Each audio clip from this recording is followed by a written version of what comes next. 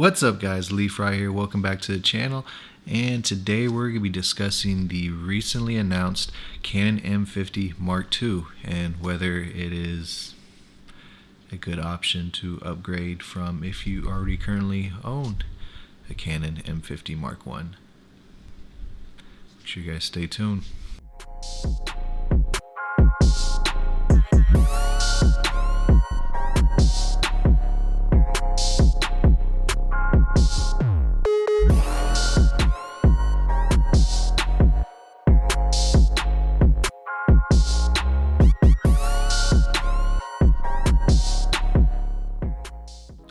Alright guys, welcome back.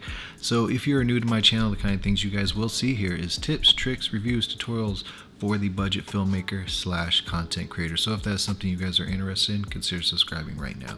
So guys, we're going to go ahead and get into it. Canon has recently announced the successor to the Canon M50 Mark I with announcing the Canon M50 Mark II. The look on my face is probably telling you how I feel about this announcement, but no, we're not going to get negative just yet. We're going to talk about some of the positives that this Canon M50 Mark II has. So we're going to go ahead and get into it. It shoots in 4K up to 24 frames per second. So does the Mark I. Okay. It shoots in 1080p at 60 frames, 24 and 30 frames per second. So does the Mark I.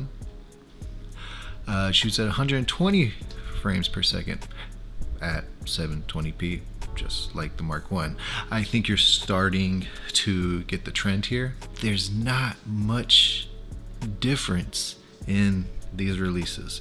In my opinion, it is almost just like Canon just did a firmware update and marketed Mark II and shipped it out. Let's talk about the Canon M50 Mark II.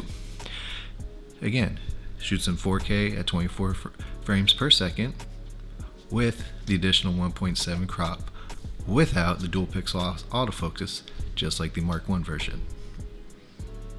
Okay.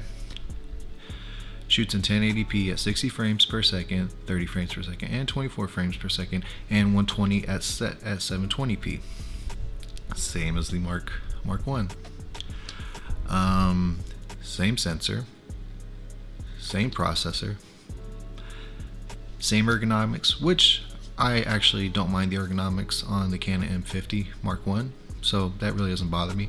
It's the exact same build, same touchscreen. Oh, also, same ISO performance, so I'm assuming same low light performance. What's different? The only thing I could find in my research before doing this video was that Canon added the eye detection autofocus. That's it. I don't get the release of this camera. Like I said, it just seems like they did a firmware update, marketed as the Mark II, and shipped, and it's gonna be shipping out in December. Be available to buy, I believe, in December 4th is what I saw, if I'm correct. I'm not 100% sure on that, but I think it's December 4th. To me, it's super disappointing. If you have followed my videos for any length of time, you will see in past videos that I've used the Canon M50 Mark I, and I have said that I like the Canon M50 Mark I. I didn't love the Canon M50 Mark I, but I liked it. I wanted to love it, but I liked it. There was just some shortcomings I just couldn't overcome with that I was able to get with my Sony a6400. And you know what? This isn't to bash the M50. I think it is a good camera. There's nothing wrong with that camera. For a lot of people, there's nothing wrong with it. And I was super excited for the Mark II when I heard some of the rumors coming out. The new sensor that's in the M6 Mark II, the full sensor width of 4K with autofocus, possibly IBIS. I wasn't holding my breath on that one, but hey, we can dream, right? 1080p at 120 frames per second, maybe a little bit bigger body, just a few rumors I was hearing out there, but lo and behold, we got none of that. And if we'd have got some of that, I honestly was considering getting it if some of these things would have been coming out. Like the main 3 things that would have sold me on getting the new Canon M50 Mark II, I would have liked the newer sensor, full width of the sensor with the 4K with autofocus, and 1080p, 120 frames per second. If I would have got those three things, I would have been happy with it. I would have been, sign me up for that. I would have been okay with that. But we didn't get that. You know, and even if we wouldn't have got the new sensor, I would have been okay with the changes in 4K and the 1080p at 120 frames per second. That's all I want. Like I said, I like the ergonomics. It didn't bother me. I like the flip screen. I like the simplicity of the menu system. But I just don't understand what the point of this release was, because basically the same exact camera that you're getting, maybe the eye detect autofocus, and maybe Canon, you know, will put out some firmware updates that will, you know, give it a little more bells and whistles. I don't know if they can change the 4K to do the full width in a firmware update, or if they can put the autofocus in the firmware update. I don't know. I'm not that tech savvy, so I'm not sure if that's something they can do. Maybe they do it down the road. And you know what? Then to me, that's a game changer with this camera. Maybe you add 1080, 720 frames, 120 frames per second. That would be great. That would be, in my opinion, that would make this a step up from the Mark I version. But right now, it's just basically the same camera with eye detection autofocus. If there are a few differences that any of you have noticed when it comes to the Mark II, leave a comment, let me know. Maybe I missed something, but when I did my research, I was basically looking over one side, the other. Same. Obviously, on paper, in real life use are two different things. I don't have either camera on me. I sold my Mark I, and I obviously don't have Mark II version, so maybe in real life, testing it out versus the original, maybe you'll see some differences. Maybe with the new camera, maybe the image will be a little bit sharper, a little bit better. I don't know. Maybe the low light performance will be a little bit better. Again, I don't know. We can't test it out right now, so who knows? Maybe, I don't know, but just on paper right now, the way it looks, it doesn't make a whole lot of sense. I really don't get it.